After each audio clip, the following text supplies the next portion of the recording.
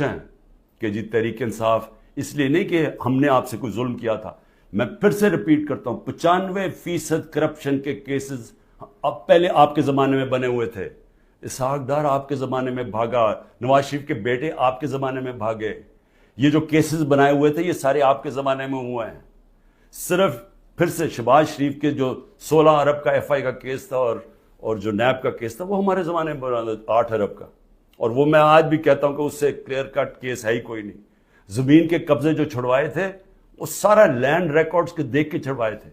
ایک مجھے ادارہ, نہ پولیس آفیسر, کوئی آئی جی, کوئی مجھے آج ایف آئی اے کا آدمی مجھے ایک کہہ دے کہ میں نے کسی کے اوپر کہا کہ انتقامی کارروائی کرو, ایک مجھے بتا دے.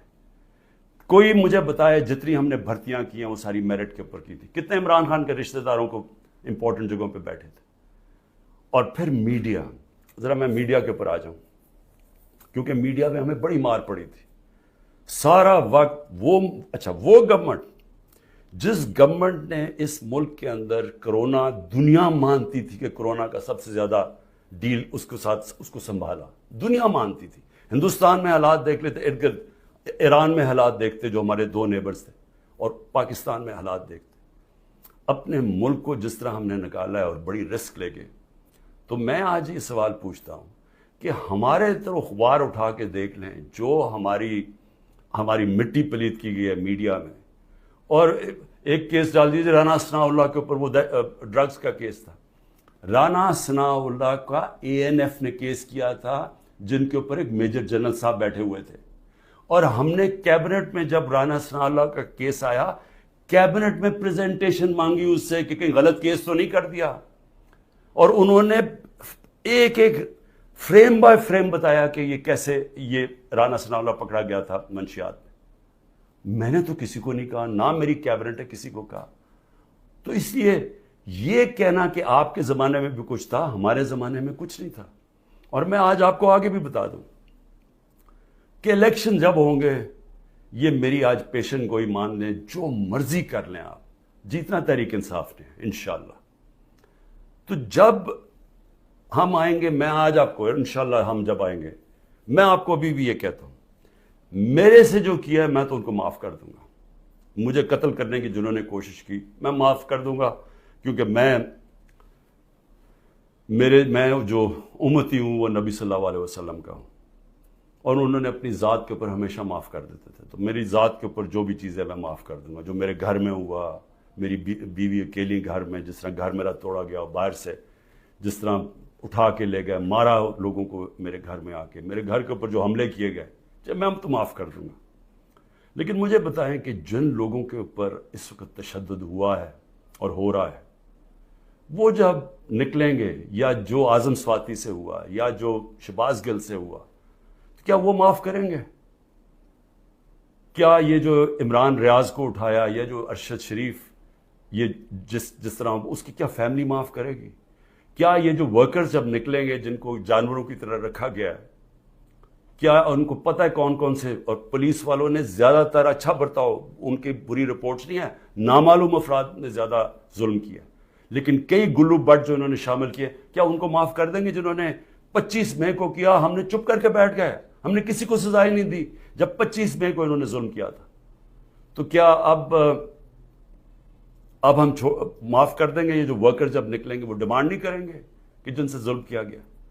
تو اتنے انتہا پہ جو آپ لے کے جا رہے ہیں, یہ یاد رکھیں کہ کہیں پلان بی بن گیا تو آپ اسی جگہ پہ پھنس جائیں گے. اور میری میڈیا سے, اب میں پھر میڈیا سے پوچھتا ہوں کہ اب تو انہوں نے مکمل طور پہ عمران خان کا نام ہی اب نہیں لے سکتے اب ٹی وی چینلز پہ, یہ اب نئی چیز ہے. اگر عمران خان کا ٹی وی چینلز پہ نام نہیں لے سکتے تو اب میں سوچ رہا ہوں کہ ٹی وی چینلز پہ گفتگو کیا ہوگی شام کو. میں اور بھی سوچ رہا ہوں کہ اس کا مطلب مریم نواز کی تو اب تقریریں دکھائی نہیں سکیں گے, کیونکہ اس کی تقریر ہی ختم ہو جائے گی اگر اس میں عمران خان کا نام نہ ہوا. یعنی اس طرح سے کیا ملک میں, کیا لوگ اتنے بیوقوف ہیں کہ اگر آپ یہ نہیں کریں گے تو اس سے وہ بھول جائیں گے لوگ P T I Imran Khan کو. میں پھر سے آپ سے کہتا ہوں کہ یہ جو لوگوں سے کیا جا رہا ہے, ہمارے لوگوں سے جو میرے سے کیا جا رہا ہے, میں اپنا اس لیے نہیں زیادہ بات کرتا کہ ٹھیک ہے، میں تو تیار ہوں ہر چیز کے لیے. پہلے تو رانا ثناء اللہ کہتا ہے کہ عمران خان کی جان کو شدید خطرہ ہے، ٹی وی پہ جا کے کہتا ہے. پھر میرا جو انچارج تھا کرنل عاصم یہاں کا سیکیورٹی کا، وہ غائب ہو جاتا ہے.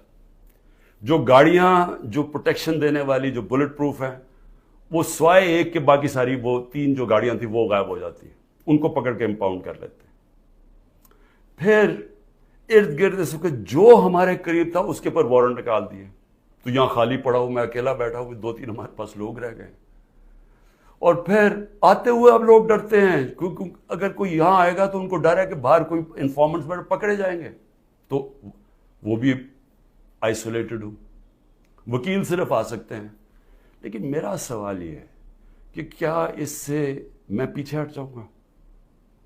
اور پھر جو حربے استعمال کیے گئے، مجھے بڑا افسوس ہوا کہ رات میری بھانجی کا خامد، جس کا کوئی تحریک انصاف سے تعلق نہیں ہے، اس کا جو باپ اور فیملی وہ ساری نون لیگ میں ہے، اس کو کل رات اٹھا کے لے گئے.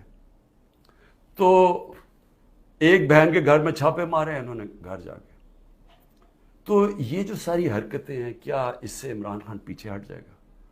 اور پھر میں نے ایک کمیٹی بنائی جس میں پرویز خٹک اور اسد کیسر تھے. ان کو دعوت ملی جی کہ ہاں اسٹیبلشمنٹ سے کیا ہے، ہمارے سے بات چیت کریں. وہ ادھر جاتے ہیں، ادھر ان کو سیف ہاؤس میں بٹھا لیتے ہیں. وہ ابھی بھی جب تک مجھے خبر آ رہی ہے ابھی وہ سیف ہاؤس میں بیٹھے ہوئے ہیں.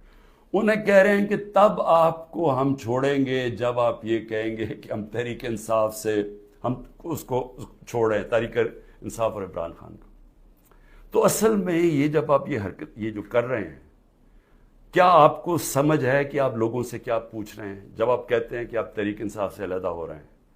کیا اندازہ ہے کہ یہ کہہ کیا رہے ہیں آپ یہ کہہ رہے ہیں کہ آپ پالیٹکس چھوڑ دیں، کیونکہ جس وقت جو اس وقت تحریک انصاف کو چھوڑے گا، یہ میں آج آپ کو رائٹنگ میں دے رہا ہوں کہ اس کو لوگوں نے ووٹ نہیں ڈالنی. تو جو ہمارے سارے لوگ اتنی مشکلوں کے باوجود ہمارے ساتھ کھڑے ہیں، نظریاتی طور پہ بھی کھڑے ہیں، وہ جو ظلم ہو رہا ہے اس کے اوپر بھی وہ لوگ کھڑے ہو گئے کہ ہم نہیں جاتے. لیکن ان سب کو یہ بھی پتا ہے کہ جو چھوڑے گا اس کی اس وقت پالیٹکس ختم ہو جائے گی. تو یہ جو ان دونوں کو، ہمارے سینئر لوگوں کو، میں نے تو اس لیے کہا تھا کہ بات چیت شروع کریں گے، وہ بات چیت کرنے گئے ان کو ہی بٹھا لیا. تو اس کا مطلب کہ بات چیت نہیں کرنا چاہتے.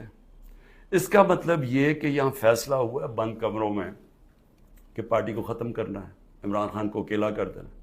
عمران خان اکیلا ہو چکا ہے. عمران خان کے تو ارد گرد اب کوئی بھی نہیں ہے.